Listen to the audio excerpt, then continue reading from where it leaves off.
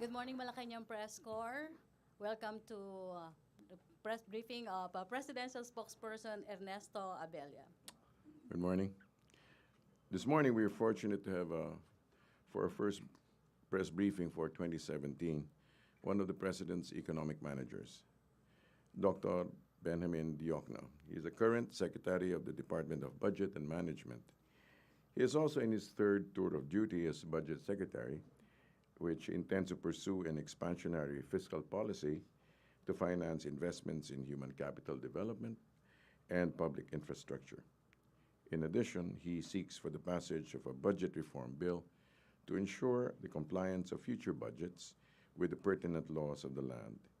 He also aims to reorganize and professionalize the bureaucracy with the Government Right-Sizing Act. Ladies and gentlemen, please welcome DBM Secretary Benjamin Diokno. Thank you very much. Happy New Year. The way I see it, if the Duterte government wants to have a growth rate of 7% sustained, he needs to do 5 things at least. Of course, the peace and order is a precondition to growth, so that's a given. Second, we really need to address our infrastructure gap. We have the worst infrastructure in this part of the world, okay? Second, our biggest asset, I think, is our youth. But that's both an asset and a liability, okay? If we don't convert the youth into a productive, agile, healthy workforce, then we failed, right? So we need to invest in the human resources. Third, we need to cut the cost of doing business. We rank very low in that regard, and if we want to attract foreign investors, we need to do that. Fourth, we need to, what's the fourth one?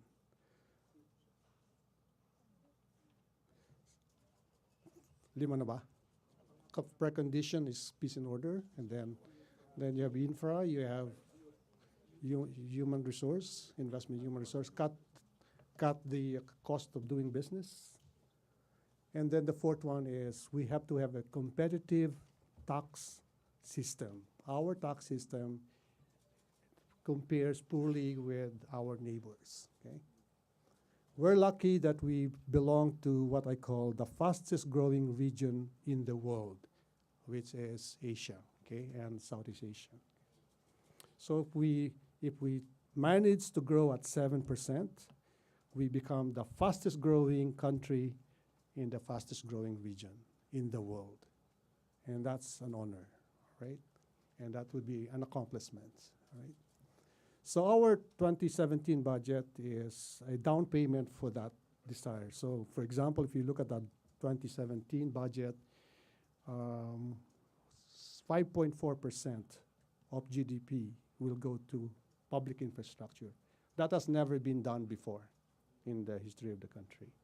And we intend to ramp it up so that by the end of on the final year of President Duterte, that will be something like 7.2, 7.4% of GDP. So I reckon that we should be spending something like 8 to 9 trillion pesos, okay? 8 to 9 trillion pesos for public infrastructure. This is over and above what we're spending for PPP projects, okay? So that's consistent with the President's build, okay? So unlike before, unlike my previous tour of duties at DBM, where I just sit on the desk, wait for the budget request, now I'm actively seeking for good projects all over the country, okay? Palawan, Bohol, Albay, Siargao, right? So we're looking for those projects.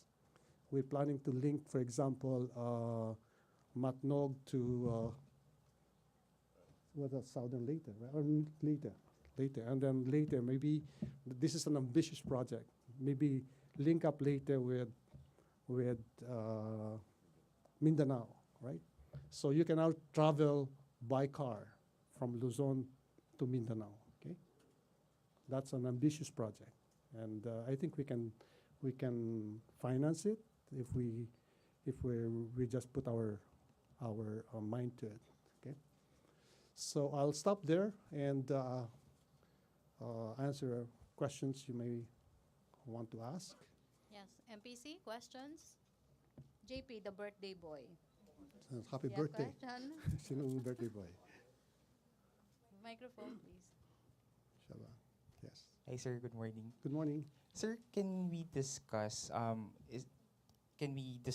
yung kung meron ba talaga, sir, increase on um, pay of soldiers and policemen as confirmed by some cabinet secretaries also, sir?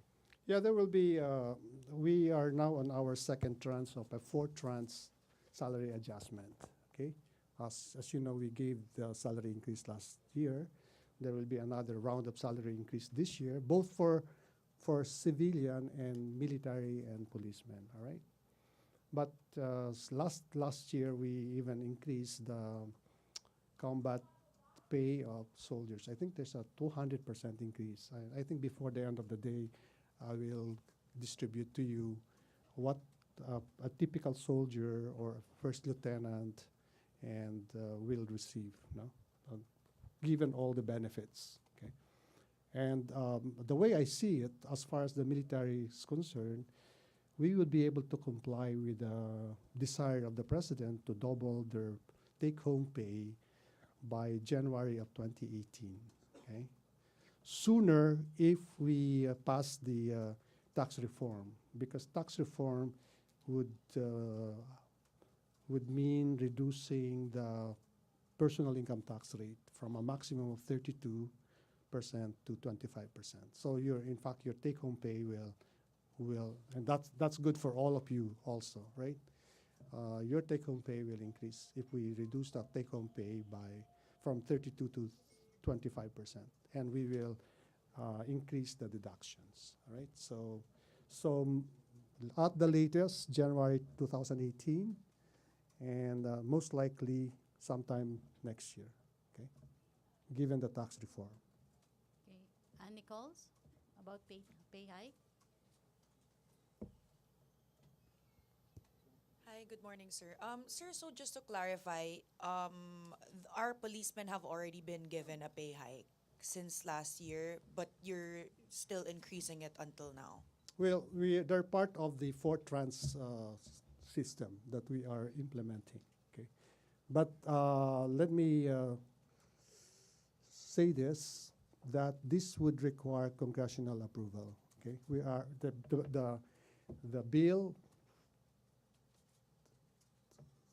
seeking salary adjustment requires congressional approval, and we're ready. I have actually submitted to the Office of the President a copy of the bill, and this would only require joint resolution from both the Senate and the House.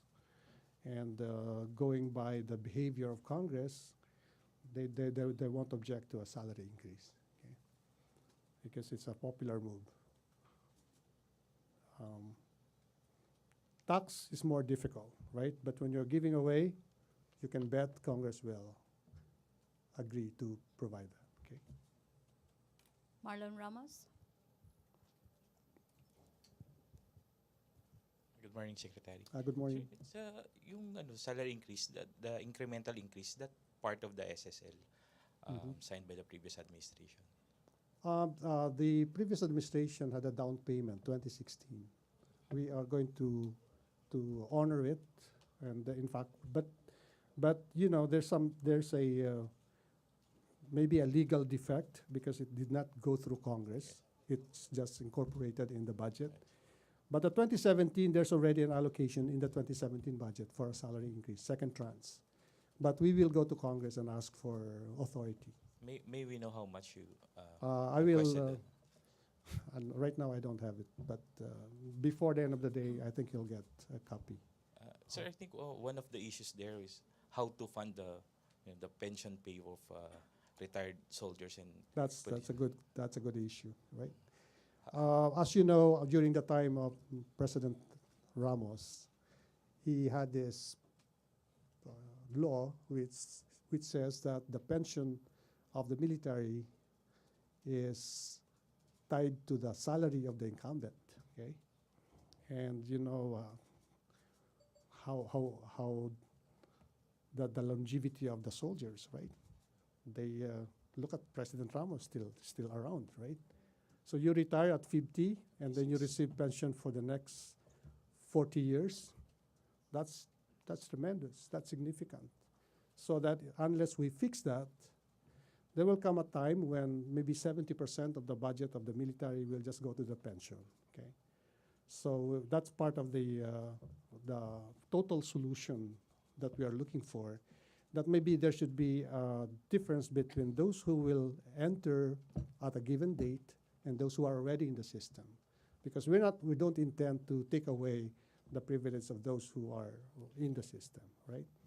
So that's been done before internationally. That's been done. So that is part of the solution. So do you intend to come up with a legislation to That requires legislation. Okay. to just limit, or So there will be how do you intend to there will go be about two it? types of salary structure for the military. Those who will come in after certain date, and those who are already inside, right? So that will be the kind of legislation that we have in mind. So may cut off. May cut cut off. off. Oh, yeah. Oo. Thank you, Marlon. Fair Sweet. na yun, di ba? Fair na yun.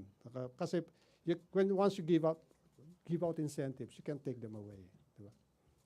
Okay, thank you, Marlon. Sweet and Velado, to be followed by Laila.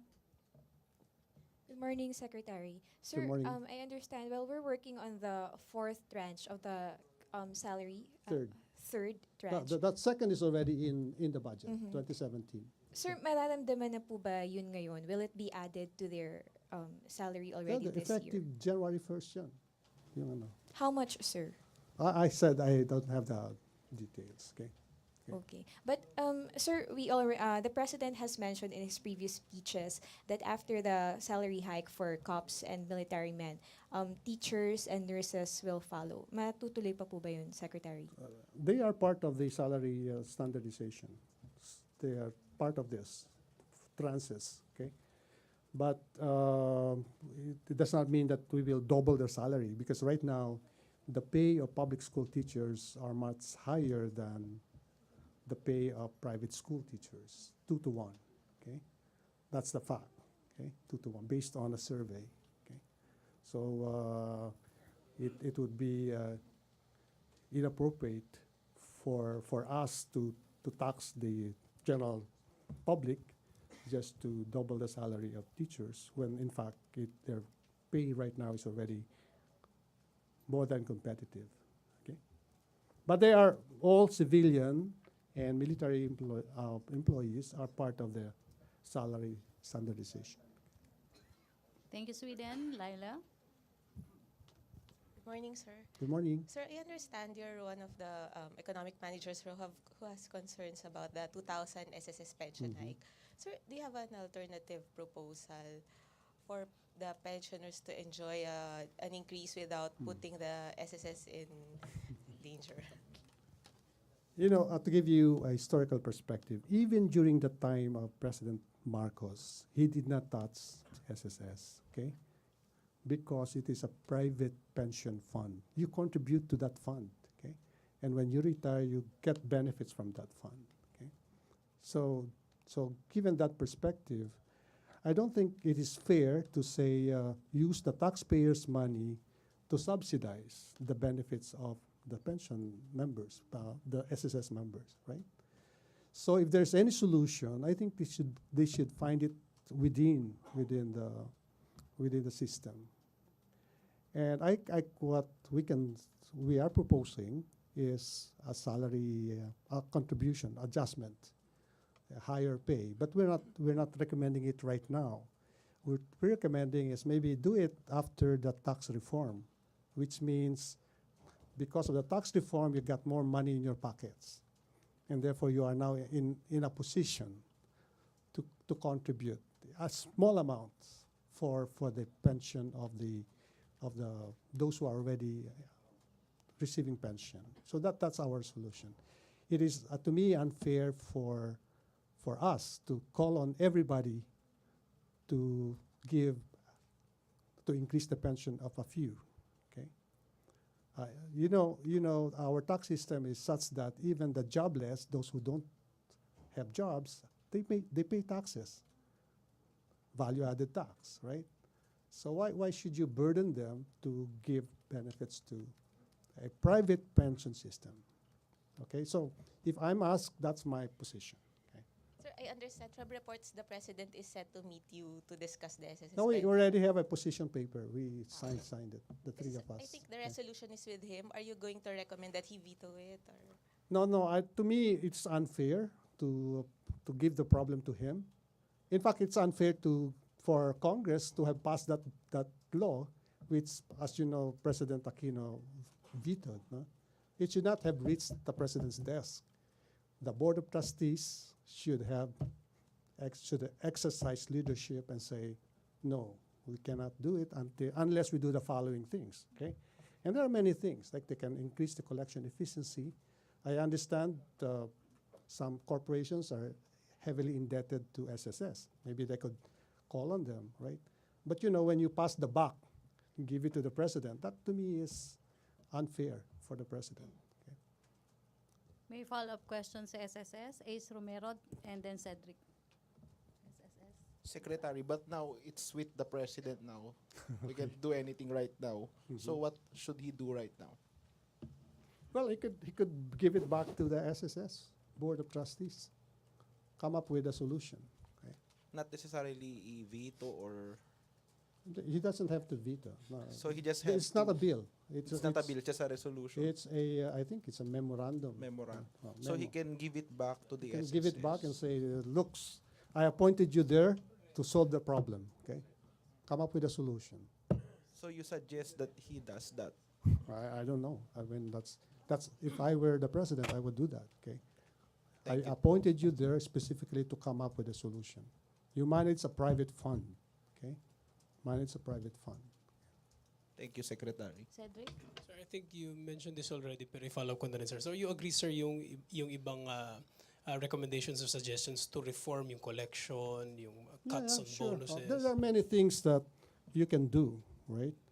I sympathize with pension funds right now. As you know, the interest rates are so low, right? It's difficult to make money, right? Can you imagine? Many years ago, the interest rate was around 10%, right? Now, the interest rates will be around maybe 3-4%. It's difficult to make money. So they have to maybe economize, they have to be prudent, etc. I think, all right, I think I've said enough. Pwede na on ba, sir, pwede na ba mag-other matter? ma'am? Sure. SSS muna tayo. Henry Uri, to be followed by JP. Henry. Thank you. Secretary, good morning. Another topic lang, yung sa... Senator Lacson keep on saying that there is still pork barrel. If I may ask. Ano ho ba ito? Paano ba ninyo ito sinasagot? And then, pangalawang tanong ho, sa 2017 budget, I saw that we have still unprogrammed funds, which was the subject of the criticism of the past. Para saan din po yung unprogrammed funds, Secretary? Well, let me answer the second question. Unprogrammed funds are there to cover some eventuality. Like, for example, if you have a loan which is almost complete, but it's not in yet, then you can put some appropriations there. And you can use only the unprogrammed fund, which is in the nature of a standby allocation, if you have more money than what you originally anticipated, okay? Now, on the second question, is there a pork barrel? You know, the Supreme Court is very clear. The definition of that is that congressmen and senators meddle with the implementation of projects. In other words, they would have, as if they have a right to a chunk of money in the budget. Let's say merong 200 billion doon, sila yung mag-identify. That's not allowed. And that's not in the in this budget. As you know, I'm one of the petitioners against DAP and PDAF, okay?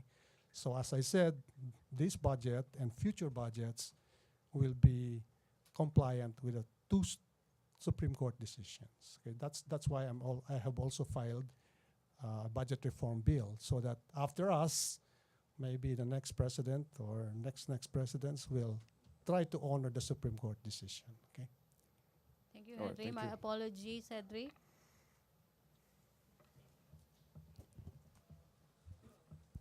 Sir, on ASEAN hosting, sir, there are reports that apparently there was a shortcut on the bidding process of the 2.8 billion ASEAN hosting deal, sir. Your reaction, sir? Thank you. You asked that question.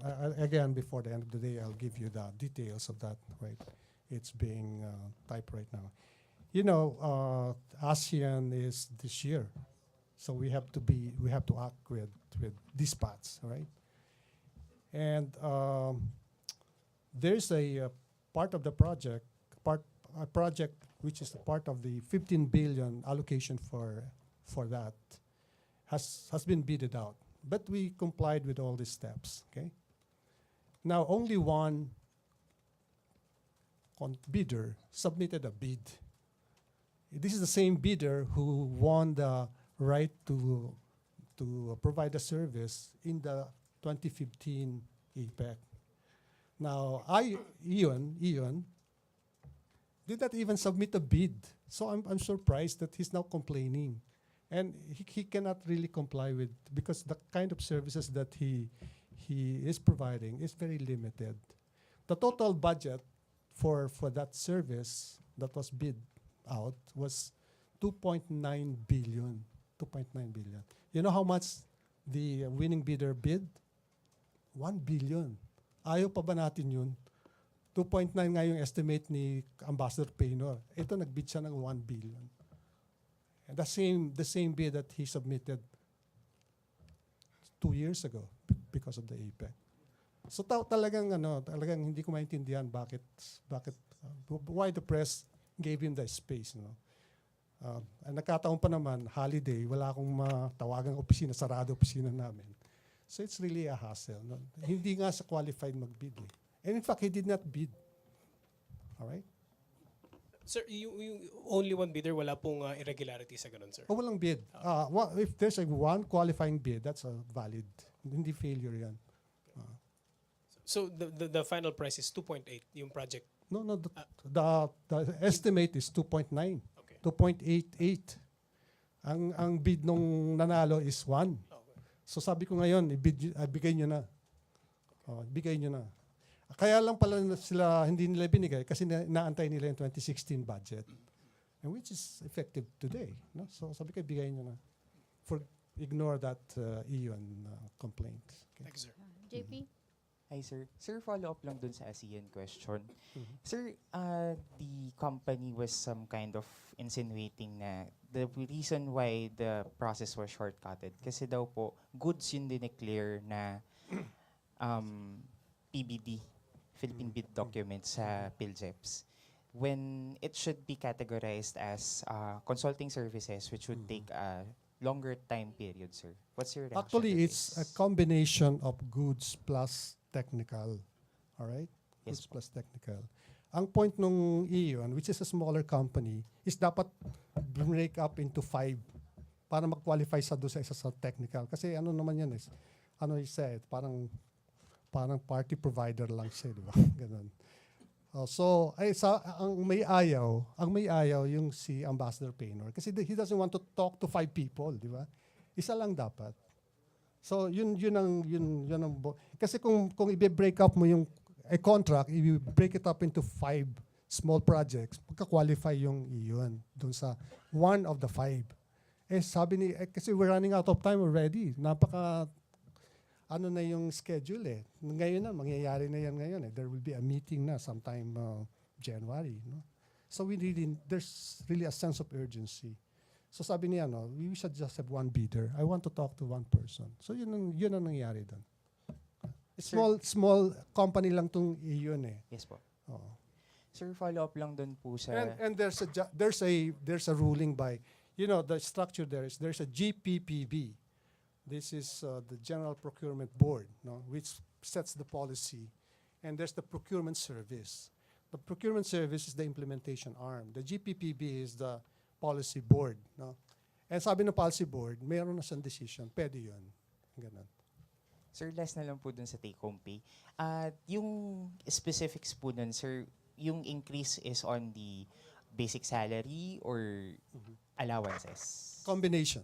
Combination. Okay, salary and because of that quirk na pag tinaas mo yung basic pay ng militar, taas lahat pati yung mga pensioners. Ayaw naman natin yun, di ba? So mostly, sir, talaga. But in the case of the soldiers and the policemen, combination yun. Thank you, sir. Okay, Raymond Tenasa. Microphone. Cedric, paabot ng microphone. Thank you. So going back lang dun sa SSS, kasi parang, please check me if I got the wrong feel from you, na parang sinabi nyo na hindi dapat bine-burden ang Pangulo with this pension. Pero ang lumalabas ngayon, pati parang sa klamo, sentimiento is, naipangako kasi ng Pangulo mismo eh. So parang nandun lang gagaling. Yung parang panunumbat ng iba na naipangako mo. So parang ganun. So, well, hindi naman ako politiko, but I know that there's President Duterte and there's President Duterte. Talagang iba yung candidate Duterte sa President Duterte. And you see that all over, even worldwide. Iba yung candidate Trump versus President Trump. No? May napapangako ka na pagka tingnan mo yung datos, hindi pala pwede. So yun doon ako nanggagaling. No? And that I'm just making a recommendation na historically, hindi talaga ginagawa yun. You don't burden the taxpayers to support a private fund. Okay? Yun din. kasi siguro din po, nandyan kayo para at least. Kaya nga eh. I mean, I'm just doing my job. No? Kung mag-decide siya na otherwise, I have done my job. Diba? Thank you, sir. Okay, Benji Liwanag, last question. Sir, good morning. On SSS.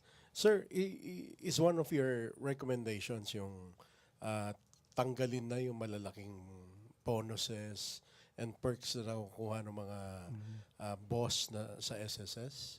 May kasama ho ba sa recommendation? Hindi ko nire-recommend yun. Principle lang yun na don't use the taxpayers' money to support a private fund. Okay? Fund ho ninyo yun eh. Yes, Fund ninyo. yeah. Okay? Why should you use the taxpayers' money? Knowing that there are some taxpayers na wala nga silang trabaho eh. Di ba? Alam mo ba yung sinasite ni, I think I overheard si congressman, the former congressman, no? Sinasabi niya, ito yung workforce, no? Hindi niya ba alam na 1/3 of the workforce are farmers and fisher folks? No? 1/3. So kung meron kang 40 million doon, 1/3 noon mga farmers. Ang hirap mangolekta doon, ha? And then, ang laking part din ng employed workforce, walang sweldo po. Ang nakalagay doon, unpaid family workers. Yun ang talagang datos eh. Pag nagtrabaho ka sa sari-sari store ng pamilya nyo, o kaya yung car wash business, wala ka naman sweldo eh. But under the law, under the statistics, employed ka. Kaya may misnomer yung ganong na ang dami-dami namang workers eh, dapat nangolekta. May hindi to ganun kadali mangolekta. No? But kaya may board ang bawat GSIS, SSS, they should do their job. They should do their job. Mahirap na pong mangolekta, but ang isa dun sa recommendation nyo, taasan yung sisingilin dun sa... Yung mga formal workers po ito. Formal workers, formal like, workers, like us. Ang kasi noon, because of the tax reform, mangyayari niyan, you will have more money in your pockets. So konting-konti lang naman yung i-increase sa inyo. Siguro naman na-afford ninyo. Tatanggalin po ba yung 20% discount dun sa mga senior? Bago na yan, ha? Bagong issue yan. As far as the 20% on medicine, alam ko protektado ho yan. No? Protektado ho yan. And then, meron silang dinidevice na parang you have to discriminate between rich seniors and poor seniors. Meaning, kasi, di ba, meron hong privilege na 20% discount kung whether you're rich or poor, di ba? Sino ba naman nakaka-afford na magpupunta ka sa 5-star hotel na 20%, di ba? Mga ganun. So, ang gagawin na, tatargetin na ho yun. Na kung if you're poor, then you'll be given something like a CCT, yung conditional cash transfer. Cash talaga ibibigay sa inyo. In lieu of that privilege. No? Thank you very much, sir. Celerina, ito na daw yung last. Pero ano po yun, ha? Hindi, it will be submitted to Congress. It's up to Congress to decide.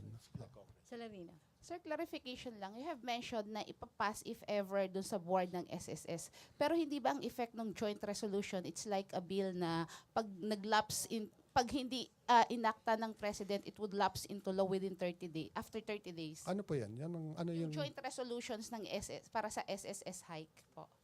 sinong nagpasa ng joint resolution? It's the lower house and the Senate po. Tapos na ho yun. increase. Tapos na ho yun eh. Oho, pero di ba it's with the president already. So you have mentioned that Hindi, it ang will be passed to the nakapresidente board. is a memo from the Board of Trustees of SSS. Wala pong joint resolution. Yung kay President Duterte, Oho. Pero nasa na po yung joint resolution? Di ba yung memo nyo? na-veto ho yun, na-veto ho ni Pinoy yun. Yeah. No, that was a bill during the time of Oo. Pinoy. But under the Duterte administration, I believe it was, there was this joint resolution Wala na pong joint pinas. resolution na nakipresidente ngayon. Wala pong. Pero sir, yung nasa press release ng DBM, no, not DBM, the DOF, it said, that was last week, it said that the recommendation to increase the contribution of the members was based on the joint resolutions of the Senate and the House of Representatives. And you were one of those who signed that memo. I might be wrong. Hindi, alam ko walang joint resolution. Kasi pinag-uusapan pa yan hanggang ngayon sa Congress. Okay, thank you. Ace Romero. Last na talaga. Okay na? No more. Okay. Thank you, MPC. Thank you, Secretary Benjamin Diokno. Thank you. Presidential Spokesperson Ernesto Abella.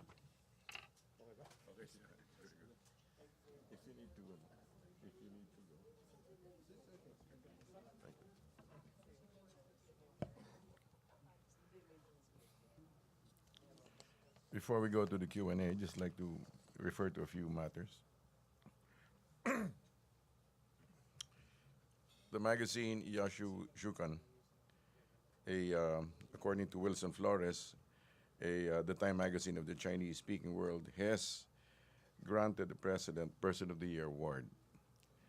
In sum, the press release says that the choice is based on Duterte's announcement of an independent foreign policy that consists of his distancing away from the U.S.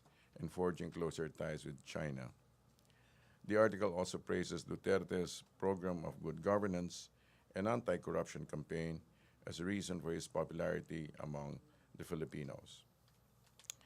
Yashu Shukan, Asia Weekly, is the world's only Chinese-language international affairs magazine. Its circulation is in several major markets: Hong Kong, Taiwan, Singapore, and Malaysia. Also, the Department of Health has provided 2 updates on firecracker-related injuries. The first update was from December 21, 2016 to January 1, 2017, with 350 cases. The second update was from December 21, 2016 to January 2, 2017, with 524 cases. Dr. Eric Taig used the whole period, while the inquiry used only figures as of January 2. Dr. Eric Taig and inquiry used different periods to compare the cases.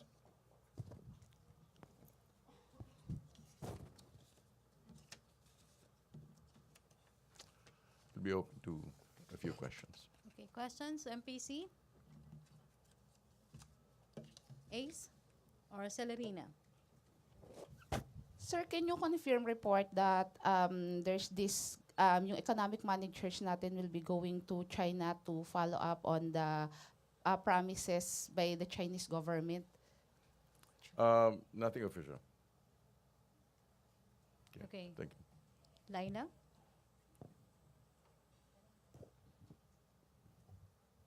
Sir, good morning. Sir, do you Morning. have an update on when the president will appoint the members of the committee that will study charter change? Let me see. An executive order, number 10, has been signed on December 7, creating the consultative committee to review the 1987 composition. But the composition of the committee has yet to be announced. Okay. Yeah, so basically the EO has been accomplished, but not the members of the committee yet. So, do you have an idea, sir, on when the members will be known? Is it the president that's going to handpick the members, or? I don't know, but I suppose that will be discussed during the next cabinet meeting. Okay. Cedric?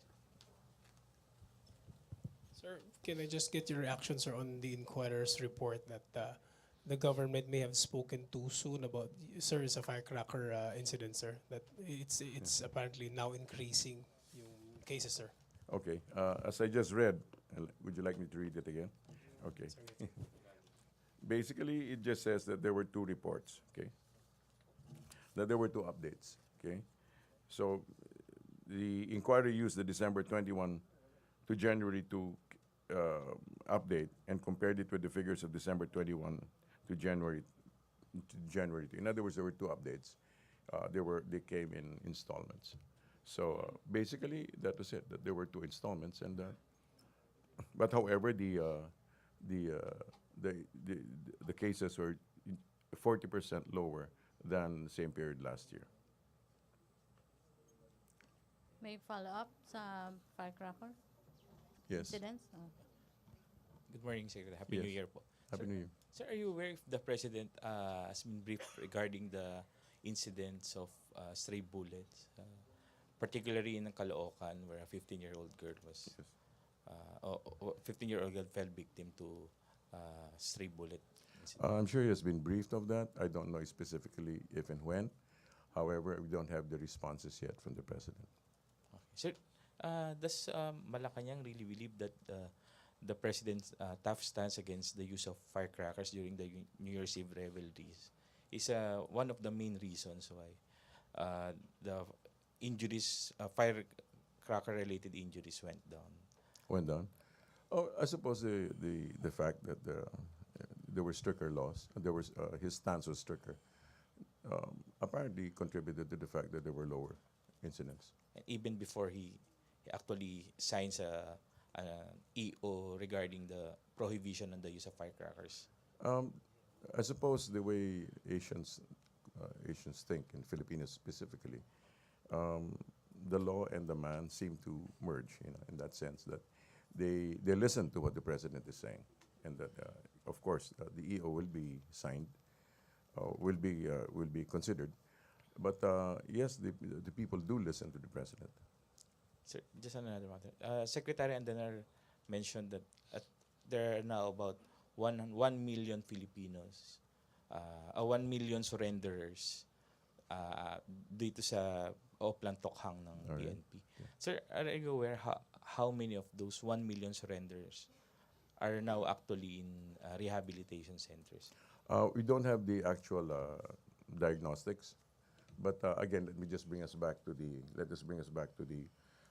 the algorithm provided by DOH, that 90% are experiential users, 9% are heavy users, and 1% are hardcore users. The 90% usually are involved in community-based rehabilitation programs or activities, while the 9% basically is the 1% that's now in actual rehab centers. Not rehab center, the specific, like for example, the one in Fort Magsaysay. And the heavy users also engaged in some form of rehab.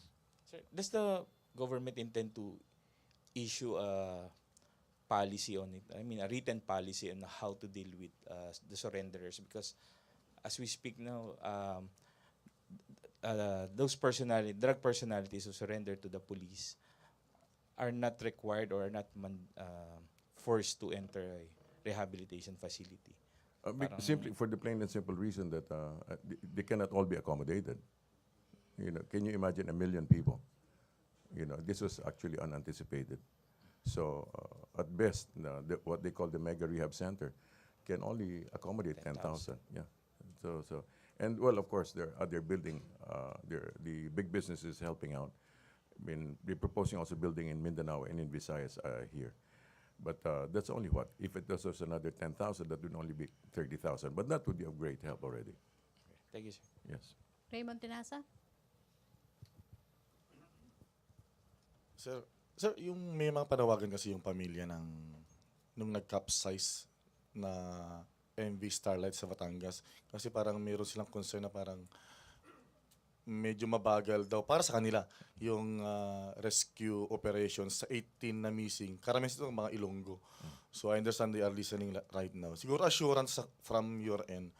Kasi parang medyo may pagpabaya o may feel sila ng pagpabaya sa kanila ng management ng Starlight o parang nababagalan sila dun sa pag-responde nila sa kanilang mga kaanak na missing ngayon, sir. Well, regarding Starlight, we cannot answer for them, no. But regarding the position of the government, the government is basically pro-poor. So they understand. The government understands the situation and is looking after it, I'm sure, through the proper agencies. At kung lalo may mga circumstansya na parang sinisisi nga yung kapitan ng nag-capsize na barko. So kung may panagutan yung may-ari or even yung MV Starlight ay yung gobyerno ay nakanda na tutulungan kung sakali maghabol yung mga naging biktima nito. Well, I'm sure, but everything has to undergo due process. Thank you, you, sir. Raymond. And follow-up or Nichols? Hi, sir. Just a follow-up on the firecracker issue. Is there a timeline on the EO for the total ban? Can we expect it maybe in the first quarter or by mid-year?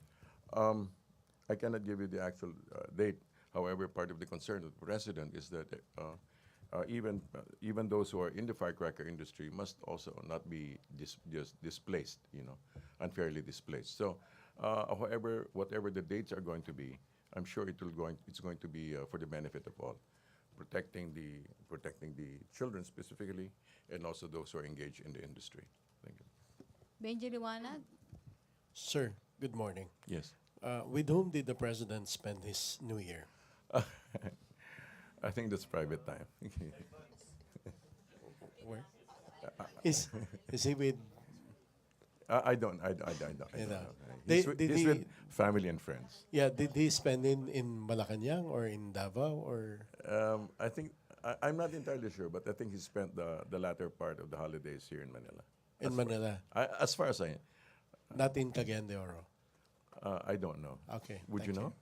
I don't know. That's why I'm asking, sir. No, I don't know. Thank you Vance very much. Fernandez?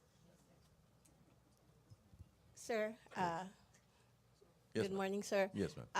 Yung pong pangako po ng ating Pangulong Duterte regarding this sa mga matatandang mga prisoners na bibigyan daw ng clemency o pardon before the Christmas, pero hindi po natupad. Any reaction on this? The next round of talks will be this month, actually. So it will have to be processed during that particular time. Thank you. How about the ENDO that was promised before by the President during his campaign? Any reaction on this? As far as I know, as I was talking with Secmon, he was saying that a new department order has already been issued and it's already with the president. Okay, and that this is going to be beneficial in many ways. There are certain preconditions that are there, but already the DO, which was signed by Sec Bello, is already with the president's office. Thank you. Okay, Thank sir. you, Vance. Cedric? Sir, I forgot to greet you Happy New Year. Happy New Year. Sir, on West Philippines, sir, on the possibility of joint exploration, sir, how do you, with China, how do you suppose, sir, how does the palace suppose we go about it, sir, having a joint exploration within the framework of the arbitral ruling, if in the first place, sir, China does not recognize the ruling, sir? I can read you some of the news, but the basic challenge, according to Ambassador Santramana, is how to do it. But basically, the agreements will, as far whatever explorations there will have to be done not country to country, but with business to business. Okay, so however, it has all to be, all of these things must be done within constitutional limitations or definitions. So. The president has also said that he is going to open talks with PROC, and that they will discuss it. But sir, the arbitral ruling, sir, will be taken into consideration, sir. If As far as the president is concerned, yes, definitely. Like he said again and again, if you notice, he even uses a visual. He says he will stay within the parameters of the ruling. Sir, kuha lang ako ng reaction ulit, sir. I think China confirms that they are conducting now drills in South, West Philippines, South China Sea. Yung kanilang lone aircraft carrier, sir. Does the palace have a take on this, sir? We do not have an official statement regarding that matter. Thank you, sir. JP? Microphone. Anything else? JP and Otherwise, then Marlon, sir. Last two questions. Hi, sir. Happy New Year. Happy New Year, Jamie. Sir, can we get a parang advancer? What is the palace doing now in preparation for the January 15 launch of the Philippine chairmanship for ASEAN? It's all under the auspices of the DFA, and Ambassador Painor, I believe, is supervising that. Pero sir, what can we expect in the Philippine hosting? What can we expect in the Philippine hosting? Well, we don't have specifics, if that's what you're asking. But we can always count on, the Philippines has always come up with something extraordinarily creative and amazing. Sir, on another topic lang po, yung the Volunteers Against Crime and Corruption, it's a group allied with the president. They're somehow concerned about the collateral damage Yes. that was being as a result of the drug war of the president. Yes. Sir, what are we doing about this collateral damage? Have we instructed the police on anything, sir?